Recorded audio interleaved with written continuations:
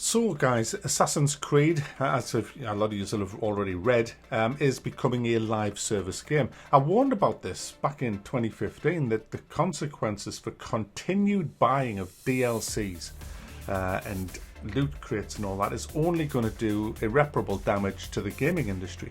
And we're kind of seeing that now. And mark my words, guys, mark my words.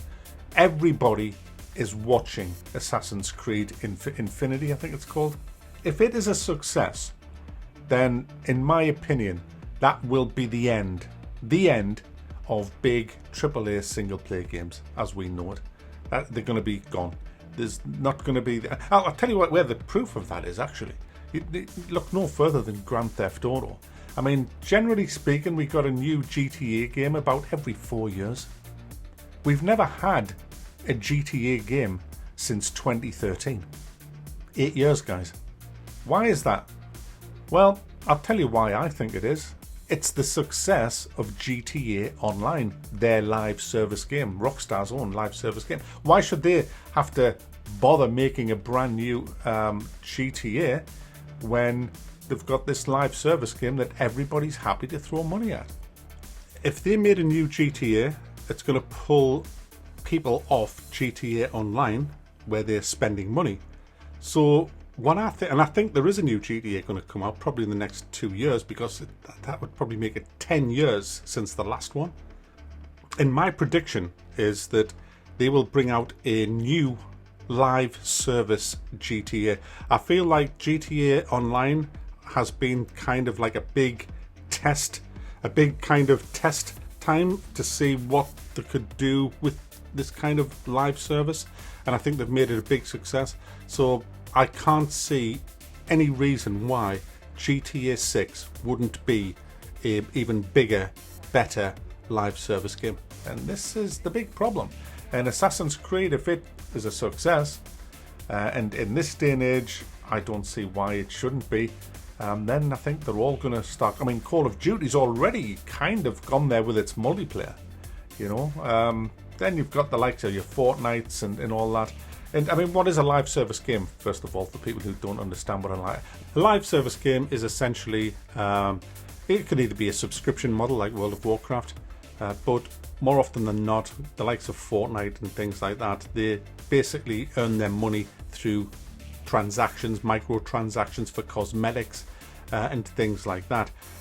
You'll still probably, known Ubisoft, you'll still end up having to pay £50 probably for the base game, and then throw a shit ton of money at cosmetics, boosts and things like that to even keep up with the content that they will throw out at you. That's the way I feel that it'll go. You see, with live service games, the games never end like they do in a single player game. These will just constantly be throwing content at the game, and you have to try and keep up with that as a gamer, or you're going to feel like you're missing out. They kind of employ psychological traps, these type of games, by offering you free stuff just for logging in. And if you log in 7 days in a row, you'll get an even bigger reward. The rewards are shit in the grand scheme of things, but you feel like you're getting something good, and that brings you to want to log in every day to do the daily quest, if you like. But while you're logged in, there's always that chance that some of the more weak-minded people will go and spend a bit of money on a loot crate while you're there, or that Darth Vader costume, you know. And that's how they get their money, and that's the underhanded, and I do think they are very underhanded kind of tactics that they employ that are really aimed at the more immature gamers.